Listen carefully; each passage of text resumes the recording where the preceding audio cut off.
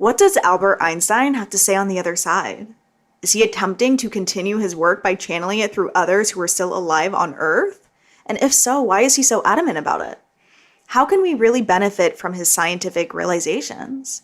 Stay tuned because all of this will be answered in today's episode.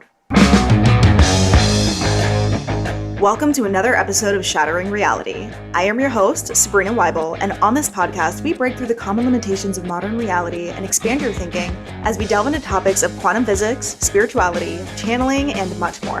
Nothing is off the table here as we work to uncover human behavior and the secret powers of the mind and universe through discussing esoteric and sometimes controversial topics. In today's episode, I interviewed a very special guest who spoke about how she has channeled Albert Einstein, Princess Diana, and many more. We got into how this all came about in the first place and what Albert Einstein's specific message is for the world. If you're loving this podcast, the best way to show your love is to right now leave a 5-star rating and review telling us of your favorite episode of the show so far. Did you do it? Okay, perfect. Let's get into it. All right. So we are here today with a very interesting guest who has a lot to say about the psychic ability of channeling. Introducing award-winning author and publisher, workshop facilitator, and international peace activist, Barbara With. Hey, Sabrina, thank you so much for having me on the show. I'm so excited to have this conversation with you. Yes, I'm also very excited. I feel so blessed to have you on the show. We are very aligned. Now, some of our listeners are brand new to this topic, and some of our listeners are very well versed in this topic. So go ahead and tell us if you wouldn't mind. Did you always know that you were psychic, or when did this first come about? Even though I couldn't have told you this then, I think the beginning of my psychic intuitive arts, as I call it, began when I was very, very young, at 5 years old, when I started with music. I was supernaturally driven to climb up to the piano and figure out how to teach myself to play. And then by 12, I was writing music. And that process of writing music was very much what I think of as channeling, where I get out of my ego. And I used to say I would go into what felt like outer space and listen for the song that was already written, and then somehow bring it through and transcribe it into music, lyrics, rhythm, etc. So that really was the process. But how I found out that I could talk to dead people and angels and all of that was a very slow unfolding. In high school, my friend Mike had a mom who was a channel, but we didn't call it channeling back in 1971. We just said Mike's mom gave readings, and she would sit in front of this beautiful picture of Jesus and close her eyes, and she said she went out into outer space. And she was like a big antenna, picking up information that your higher power was wanting to get back to your human intellect. And that's what she did. And so I read with her for years, and I studied what she said versus what I wanted it to mean versus what actually happened. And a lot of it was about my music, about this award-winning music. I was going to be healing the world, traveling the world. And sure enough, I did. I was winning awards locally and touring regionally with bands as a soloist, recognition. But because I didn't have that self-recognition, all of that was just empty calories at that time. And I just needed more and more validation from outside because I wasn't getting it from inside. And so at an eventual point, I had to come in off the road. And that's when I started to automatic write. I was writing a letter to a friend, and my hands got taken over, and all of this beautiful information that I knew what it was. I'd been having these readings, but that it was coming out of me was really a whole new level of what channeling was. And when I asked in my typing, I was like, well, who are you? And they said sound. And so for me, who grew up so young with sound, being such a moving part of my life, I was okay with that. I was fine being an antenna, picking up sound waves. So it was in 1993 when I started to do group channeling that the whole dead people, angels, a whole party, apparently, of dedicated souls who have been working in the afterlife for world peace began to appear. And wisely, for how this has unfolded in my life, it was a slow unfolding. You can't just come to someone and say, "Hey, I'm Albert Einstein, and I've got a party at 12. I need to, get a book out." You have to slowly adapt to it. Otherwise, it can be really challenging mentally, especially at a time where this wasn't as normal conversation that we can have now on many podcasts. But so that's sort of the process I do. And I published my first book, Diaries of a Psychic Sorority, Talking with the Angels. And that led to the second book, which was Party of 12, The Afterlife Interviews. And that was, my agent had called me one day after we published Diaries and said, "I have a tabloid in London, like a metaphysical tabloid, that wants a interview with Princess Diana from beyond the grave on the 1-year anniversary of her passing." And I had never thought to do such a thing. It sounds so gratuitous. And a tabloid, like a metaphysical tabloid where you see Jesus in the toast, that kind of thing. And so I wasn't really excited about it, but I thought, let's just see. So I sat down and I channeled the questions and channeled the answers. And the interview was just breathtaking. It was astounding to hear her voice in my head. And she was, the whole point of the interview was about peace.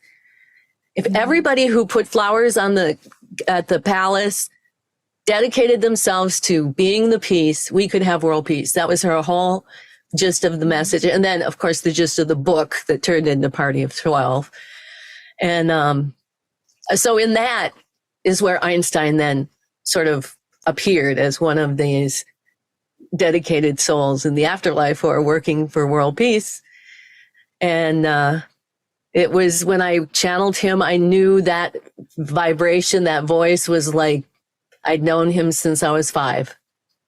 And it was the voice of my channeling, because when I started Automatic Write-It, I started doing channeling for people. And so then I did one book, especially for him, on the 100-year anniversary of E=mc² in 2005, Imagining Einstein, Essays on M-Theory, World Peace, and the Science of Compassion. And looking back now, it's always good to look back and see so many different things as time passes. So much stuff gets validated. It's unbelievable. But back then, he was delivering the unified field theory that he couldn't find in while he had a body. And it was also his recipe for world peace. And it was the science of it. It was the science of why it worked, why this process that they taught us all those many years ago. The angels said, we come here to teach you a process, a revolutionary way to resolve conflict, one person at a time, eachbody's starting with themselves. And so we developed that, the 3 of us who were doing these groups, and we created Conflict Revolution, which was their revolutionary process. So in 2005, when we did the unified field theory, that was his proof of why that worked. And he unveiled what I still think is the crowning pinnacle of the revolutionary part of it, which is a scientific definition of compassion. Yes, and I love that. I feel like, just to quickly butt in here. Yes, I feel please. like so often with the spiritual realm and with the psychic abilities and the channeling, it's so like woo-woo, and so many people brush it off their shoulders and they're like, oh, pish posh, like this isn't real, because they may not have experienced it themselves. But when we bring the scientific aspect to it, it brings everyone together. Like there's no denying it when you see the science behind it. And that's what I really love about doing this work, because with the research that we have now, they have been able to prove so much with the different tools that we have to find the science behind these different things. So what have scientists said about this channeled unified field theory? Well, I've only had the pleasure to expose it to amateur scientists, people who have just a deep passion for trying to figure stuff out like that. I haven't sat down yet. That is one of the purposes of my upcoming World Peace Tour that I'm on right now, is to get to those scientists, because it educates such a revolutionary view of everything, of not just the science of how matter manifests, but of psychology and psychiatry, and all kinds of things are revolutionized by it. But the amateur ones, it was funny. I had this meetup, and when I first published Einstein, I had a book signing at this metaphysical meetup in Philadelphia, and I thought, oh yay, metaphysics, right?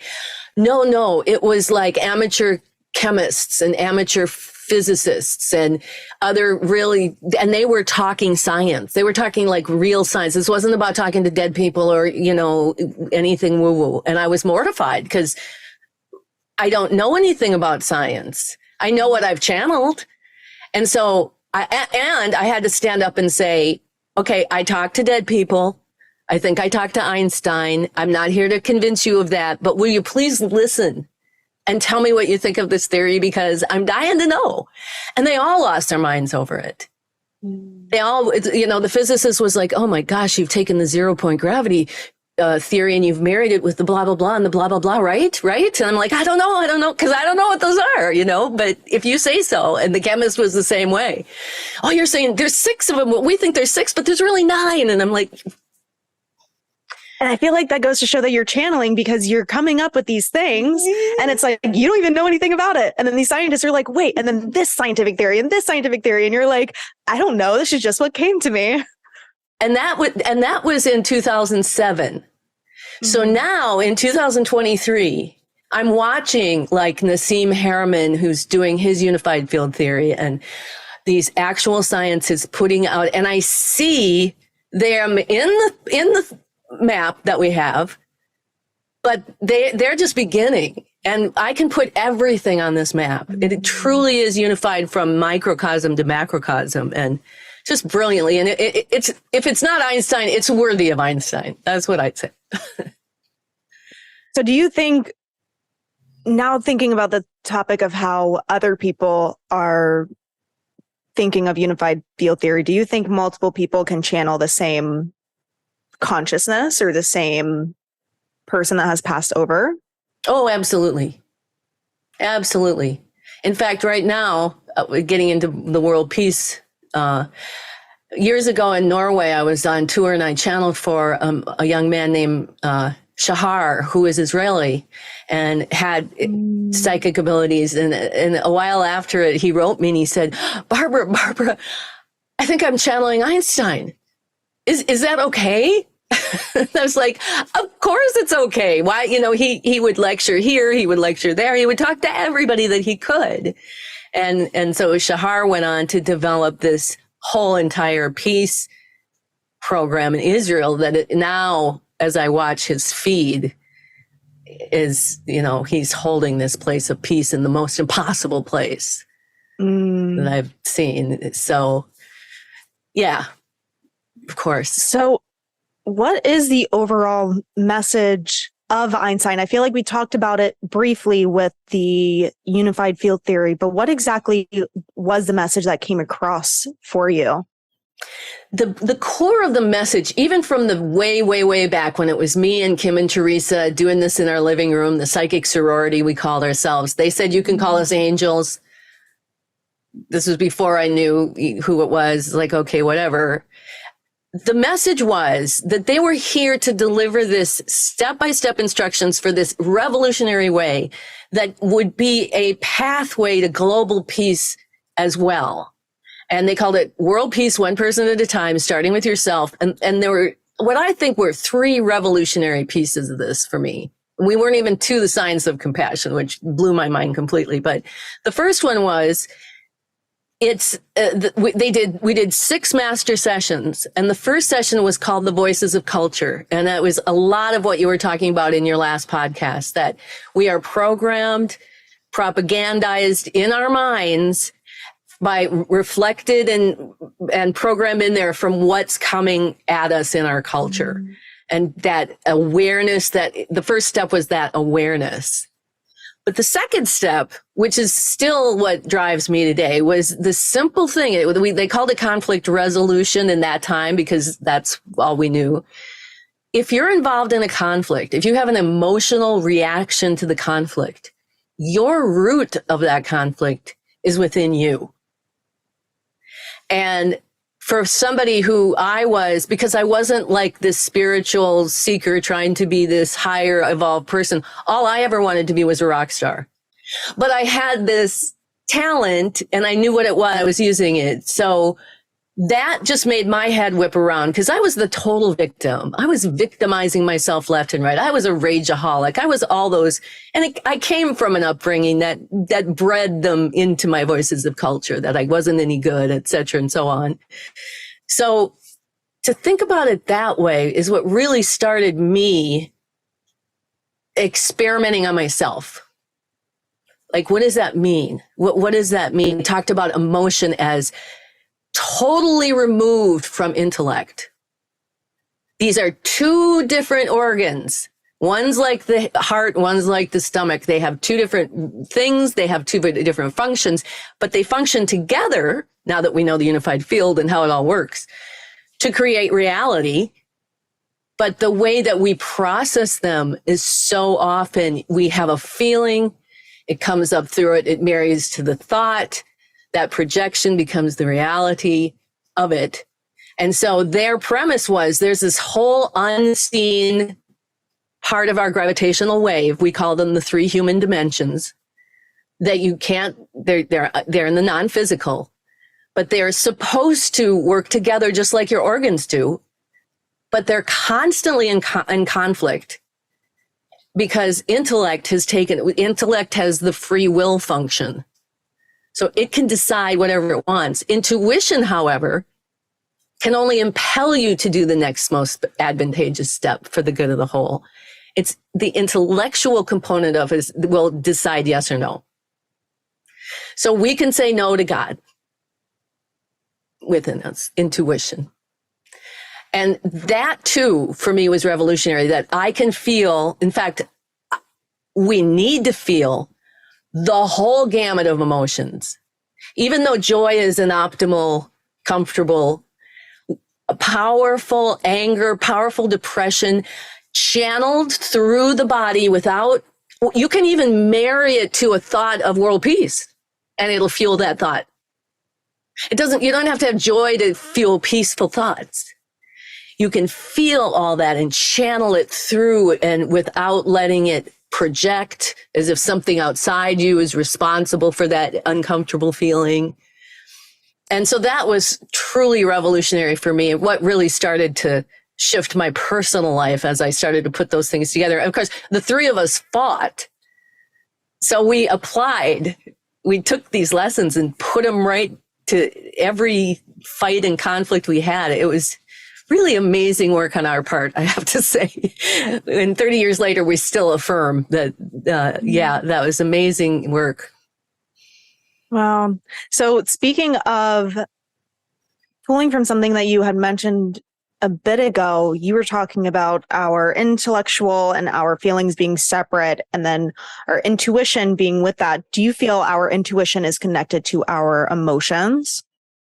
Yes. And in fact, the unified field theory, which includes these maps of human consciousness, is what he calls them, is that he very clearly explains how these 3 human dimensions work, what their function is individually, how they work together in terms of the system, and what it's supposed to look like if we're, quote unquote, aligned to compassion. So that he says it's CN to the 3rd power. So consciousness to the 3rd power, where each of these 3 human dimensions are functioning exactly as they're meant to. And in conjunction with one another, being impelled by compassion, the fifth fundamental force of the universe, the intelligence that is using the four fundamental forces to impel the creation of matter one step at a time, as per the math of what it's programmed to be. So out of that flow of emotion, which in conflict revolution and in his unified field, emotion is not that small e where we just feel hurt or we feel pain. Emotion is the whole primordial soup of what underpins all of the creation of the physical world. It is really about manifestation, and it's the beginning of all of it starting to sort itself out, right?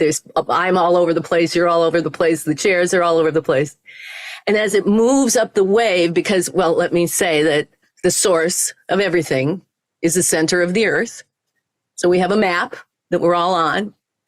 And compassion impels this compilation of consciousness, which is you have one surrounding all the math that's in your room where you're going to be. I have mine. And we're superimposed on each other. But we have our own mathematical intention, our own human intention. And from that particle, that compilation of consciousness in the center of the planet, comes a gravitational wave from the center of the earth to the surface of the planet, where it becomes the lens where we're sitting, where everything's separate, right? You appear to be separate than I am. My microphone's here. And we have this human, and it's our physical bodies that are projecting all of that power and energy and then perceiving it back in this lens to be this miraculous experience. But the wave continues on into the heavens. It hooks up with the Earth's electromagnetic field, comes back down the North Pole, back down to the center, begins again. And it spins at the speed of light squared. And it's that lens that slows it down to the speed of light, and like a prism, it separates all that magical, mysterious energy that's programmed to be you and programmed to be me out into the separation of it. So emotion evolves to the second human dimension of intention, or intuition. And intuition is the voice of emotion. And emotion is the made up of compassion. So it is the voice of compassion within us, impelling us to take the next most advantageous step for this good of whatever that whole situation is. And as it moves up to the third, this sacred triad of energy, where now we can have infinity, you have intellect. And intellect is meant to project outwardly, to say that is a chair, that is a chair, that is a table, that in this subatomic level. We don't hear, but it's all part of us having this separate experience. And then you so really articulately described what happens in all of those layers of intellect. You've got all kinds of programming from here and there, and culture, and then our own attachment to our thoughts and our emotions as if they're real, right? Oh, my anxiety is real, and I'm thinking about this thing, and so that thing is real. It makes a lot of sense, his unified field of how things are, and gives us a good model to be able to master it. And I'm thinking of this in terms of manifestation also, when you were mentioning how the energy is sourced through ourselves and comes up to, what did you say, the North Pole and the heavens, and goes up. Yes, and comes back down. It makes me think of when we set an intention to create or manifest something specific, and how it needs to go up kind of to that source, to the heavens, to then come back down into our 3D physical, where we can see, put our physical awareness onto it. Yes. And then also that every decision that we make gets programmed in. It's part of the compiling of our math. If you turn left, then all of these things take place. Or if you lash out and try to hurt someone, all that gets programmed into that gravitational wave that's going back up around the North Pole, back down to the center of the planet, and it comes back up, karma-ish. But, and so to me, it becomes almost like surfing that wave. Like, how do I surf that wave so I'm making decisions for the good of the whole to not only think about how much space we actually have if we begin in the center of the planet and we are on the surface. I mean, that's a whole lot of Earth that we share in our gravitational wave that we have power over, that we can have influence in. So, yeah, there's so many layers to this. And also speaking with the conflict revolution and in terms of getting the most, I guess, a highest vibration result that you want in your life. And you're speaking in terms of like, okay, if you lash out on someone or if you get angry with someone versus come from compassion, when you have that compassionate response and take to it, you then create that ripple effect in the whole system and the whole map. And you create the highest result for not only yourself, but for others. And you're also ripple affecting into the map as a whole. Yes, absolutely. And he says that this system that we're talking about, it's like a projector, like the center of the earth is this projector projecting to the surface where the lens is, that it's perfect. It's a perfect system. But what that means is why we have so much war and outwardly conflicts in the lens is because it's perfectly projecting all of that conflict that's in that non-physical part. And so theoretically, I know it works on the microcosm. I have never been in a war zone, so I can't say anything about that. But if we as humans understood that and knew the power that we had when we just, like you were talking about, these simple decisions to be kind, these simple decisions to self-reflect, they have a big, big power right now in the collective consciousness and the critical mass that we're creating. Yeah, it's not just going to be beneficial in that one decision or for that 5 minutes. It's creating this massive energetic ripple effect that's not only going to positively affect you, but others. And I love how you were just mentioning that, because I was thinking that at the same time you were saying it, is how it's reflecting it's what we're experiencing, what the world is experiencing with the chaos and the war and the fighting and the hate. It's all a reflection of the state that everyone is in as a whole.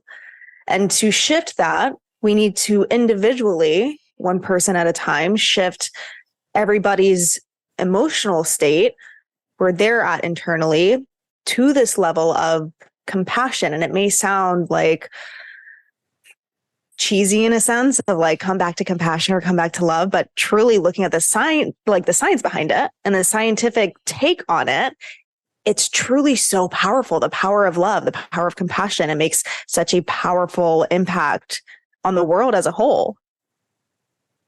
It really does. And in our work with conflict revolution, the reason I like it so much, it's because I have never found a tool that gets me so precisely into the area that I need to see. And nobody likes to go there, right? You're in a conflict. I know I did. I wanted it to be their fault. And I wanted it to be right. I wanted to be right. And I knew I was right. I knew I was right. But there came a time in this work is, do you want to be right or do you want to make peace? Because those are two different things. And those are two different intentions, which will lead you down two different paths. So the kind of addiction that we started to get because resolving them here change things out here in ways that blew we could never have created those ways, gone at the conflict that way.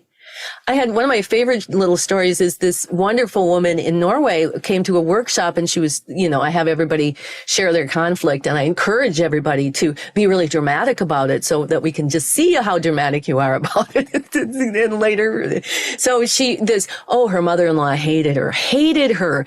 And she was from Barbados, had married this wonderful Norwegian guy. And she just was sure for 20 years, her mother-in-law has hated her and wanted to deport her, wanted to send her back to Barbados. And it's like, okay, let's work with that. And as we're getting through even just showing the unified field and why it works the way it does, she came up to me like 3 hours later going, you know where this is going. And I said, I do, but not because I'm some, psychic that can read everybody's minds. It's because it's a formula. It's a simple formula. And she came back the next day and said, what I discovered is I'm homesick. And I can't go back because I have these children and this husband. And I said, your children? How old are your children? Well, they're 14 and 17, but I just can't go back because I have this. It's like, the husband that makes $1 million a year in his business and you can't go back? Who hates you? And as soon as she got that, she said, my whole relationship to my mother-in-law, flip, we call it the Rolodex effect. You go back through the years, flip, you see it completely different. 20 years of conflict, just like that. Doesn't mean there's not going to be conflict again. But when we start taking that level of responsibility, the natural outcome, that it's the byproduct, they used to say. It's not the intention. We're not going for world peace. We're going for inner resolution of this conflict in this way, and the result will be world peace. Yeah, and it aligns so much. This whole segment that we've talked about, I just got out of a couple months ago, an NLP training, neuro-linguistic programming is basically like the language of the mind. And it was this intense training where we were taught, how to speak the language of the mind in terms of mind programming and bettering ourselves. But it mentioned a very similar thing and a very similar formula. It's when we have a conflict in our lives, or when we have a problem with someone or something, or we're running out of money or whatever it is, it always stems back from something within ourselves. And if we blame and point the finger, we're just projecting that energy out. Meanwhile, when we can reflect and ask ourselves a question and see what is really going on here, let's dive deep. Let's be the investigator of our own mind, of our own emotions, and see what is going on here. We can find the resolution of the conflict within ourselves. And then you look at the same problem and you're like, oh, you weren't the problem. I was a problem. This situation wasn't the problem. I was a problem. And that truly takes so much more strength than, I feel like it's almost like glorified to be like cold with someone, or to be like, stand up for yourself and puff out your chest and like have an angry kind of reaction when somebody does you wrong. But truly, what truly is strength is being able to say, hold up, where am I playing a part in this? What in me do I need to shift? Because obviously, if I'm experiencing it, there is something within me that is creating this or entertaining this or reflecting this, or something within me that I can shift to create a resolution in this problem. So much strength in that. Absolutely. And it takes a strength and a discipline, but that's what we're here to do. That's what we're here as people who want to live full, deep, rich, meaningful lives that is going to help the world in this moment of its crisis. Since I've been doing this work with world peace, one person at a time, 1993, it was a kind of a trendy idea. Today, it's the brink of World War III. So clearly, whatever is going on out there isn't really working. But in conflict resolution, this is just a little tip, and you probably do it yourself already, but because the intellect is it's so complicated, and it has so many true functions and so many subatomic places and superconscious places, we try to parboil down in the conflict to the soundbite. We call it a soundbite. So we can carry it around and know what we're looking for in ourselves, what we're here to witness. We're not trying to create it in ourselves. We're just here to put our witness on and go, okay, here's the soundbite. And in her case, my Barbados friend case, the soundbite was, she wants to get me deported. She wants to send me home. Mm-hmm. So in my case, I don't have a lot of triggers like I have through the years. I certainly do get triggered, but I'm very able to go right to where I go, you know what? She's so controlling. All right, there's your work. Right there. And oftentimes it gets right to present moment where, are you going to let yourself ignore your spiritual belief system and not practice what you preach while you judge this person and you try to control the situation? so that you don't, so that immediate focus back to self with that little bit of a soundbite and that commitment to, well, let's see, takes us to phenomenal places that we never would find. And then because of that, the natural manifestations that come are just as phenomenal and amazing to me. So I'm very excited about this work, despite where we are these days in the world is sometimes this crazy, Right. And I also, in the same breath with things being crazy, I also have a firm belief that we are on the right path and that we do have the power to create so much positive change in the world. And with things being more crazy and more people like us stepping up and saying, okay, we can be the change that we want to see, I truly believe that these shifts can happen. Things can change so fast in terms of just how society is, how people operate, thinking of how when internet came about, how fast things change in society. It's like, and just thinking about the science behind how powerful higher vibrational emotions are and the impact of that as a whole, since we're all connected, we really only need even just a smaller percentage of people to be doing this work to make this massive impact in the world, to shift the consciousness of the world as a whole. So thinking of it in that terms of how we don't even need that many people to be doing this, like obviously the more the better. And we want to keep sharing this message, but love is so much more powerful than hate. It really is. Like on a spiritual level, on an emotional level, on a scientific level, Dr. David Hawkins has done a lot of studies behind the energetic vibration behind certain emotions. He's proven that it's so much more powerful. And seeing this and knowing that we can hold on to that hope and that trust and that vision that we can create so much change in the world through doing this work. And just the fact of us getting together and doing this podcast and people listening to this and whoever is listening to this, please share with your friends and your family and your coworkers, even if you think they might think you're weird. The more people we get onto this, we're just going to keep making that change 1% at a time, keep spreading that message of coming back to love and compassion truly does wonders in your life, your loved ones, and the world. And it's truly so powerful. And me speaking on my perspective, what's your perspective on like what kind of impact we can have through doing this work? Oh, it is the only work I think that we can do to have the impact right now. Because we've proven that we can't go straight at peace anymore. It has to be something on this level where no one can control you. And in fact, this is all about us taking control of our power, the power that we have to set those intentions to create the peace. And even if people aren't going to do such a deep dive into self, although I highly recommend it because it's some of the deepest peacemaking that you can find if you can find that courage to go, wait a minute, I'm going to go, if I hate that in her, surely this is a trigger for something I need to see in me.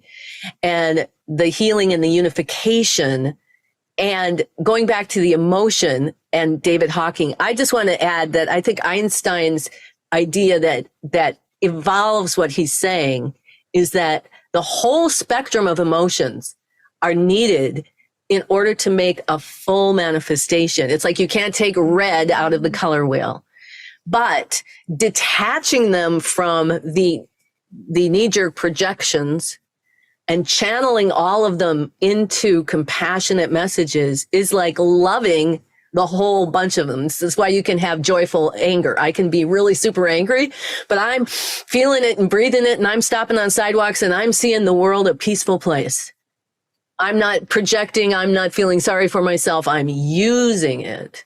And in that sense, we did a channel the other day, and you can see all of that. I have a YouTube channel, Barbara With, but I also have Synergy Alliance, LLC. And the question was asked from a woman who's in Israel, who was in the crosshairs, is, do you think the world has a tipping point? This is a woman who has seen the horrors of the past several weeks up close and personal. Do you think we're getting to a critical mass and a tipping point? And without hesitation, the answer was absolutely, because this is opening people's hearts. They can't turn away anymore. And nobody wants it to be that way. But with all that compassion, there is so much more compassion in the world right now than there is hate. I really believe that. I do too. I do too. It's beautiful. What's like your vision for the continuation of this work that you're doing? My intention is to take this work. My phrase is take Einstein to the top of the world. Is that I want to introduce this information to important people that I'm drawn to. There's certain people that I'm drawn to contacting. Matthias Desmet, who's a Belgian psychoanalyst and statistician who works with propaganda stuff. David Icke, he does a lot of kind of leading up to this, that this would fill in. Other scientists. I also want to continue to bring conflict resolution into the classroom, like I'm doing for the first time now since 2011. I used to travel the world and teach and train and channel and sing. And in 2011, I came to stay home to become a water protector, an activist here in northern Wisconsin to protect the water, and witnessed the hostile takeover of the government of Wisconsin, which has led me to be sort of an expert on watching fascism unfold here in the United States on all sides of things, just generally speaking. But now I'm back. This is what I'm called to do. And I'm on a world tour. And everywhere I go, I continue to get more invitations. Right now I'm in Minneapolis and I have a couple of events here. I go to Texas. I have a weekend event, and then I'm driving down to Georgia where I'm camping out for the winter, but going over to Oslo, Norway in December for a couple of months, and have some invitations to come to the UK to do this work. I have been invited to Tel Aviv, but we'll see about that, and Romania, where I used to work a lot, and just bringing the message of peace. It isn't about, let's charge a bunch of money for a workshop. It's about, let's get these conversations going. Let's have this in person, because being in person has so much of a powerful effect.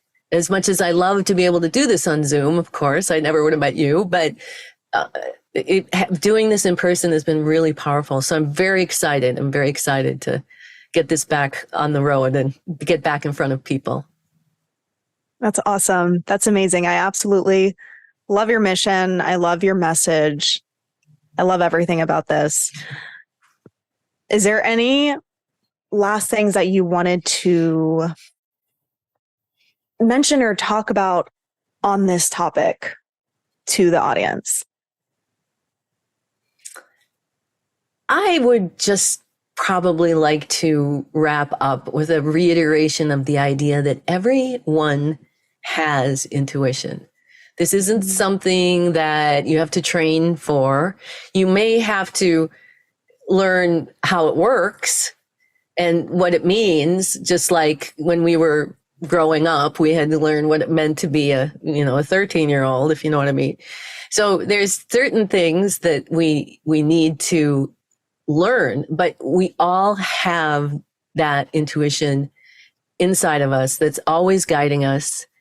And in the subatomic part of that, it's the impelling for the heart to beat, or the impelling for the blood to flow, or the impelling for the breath to be taken. That's all intuition. That's all the voice of God directing our bodies to operate in the way that it should, but we don't hear it. Beat heart, beat heart, beat heart, beat heart. No, you just have that heart beating. So I think that's a real important thing for, especially if you're just beginning to discover this bigger part of you and you want to know what it is. You don't have to be afraid of it, because it's made of compassion with a capital C, is what our birthright is. So learning how to feel all our feelings using our breath and listening for intuition, and then training that intellect to do what intuition tells us. And if it says rest, then rest.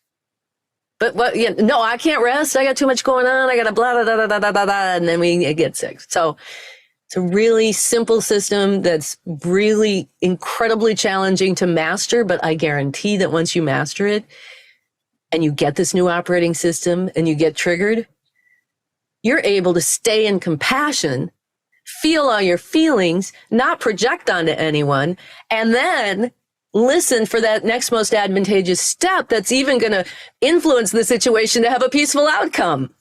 Mm-hmm. And that's my hope for the world. Because that's after all of these years, that best describes how I walk my way through life right now. It's very joyful to know you have that power to make peace.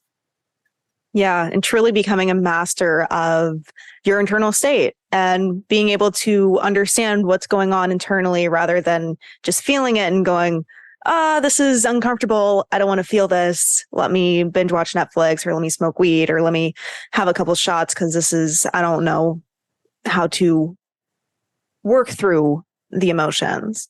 But having that emotional intelligence, having that self-awareness to notice the emotions, notice the thoughts, but not react to it.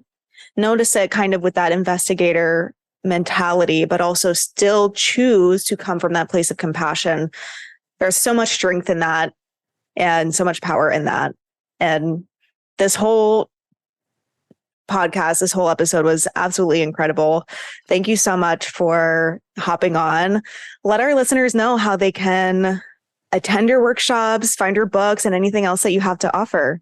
Yeah, my Barbara with BARBARAWITH.com. That is my website where you can see all things having to do with readings and a lot of what I talked about. synergyalliance.llc is really everything. It's all the psychic sorority. It's all the books. It's all the events and classes. I have a lot of free online Zoom classes where we do conflict resolution, and I offer free channeling to the group.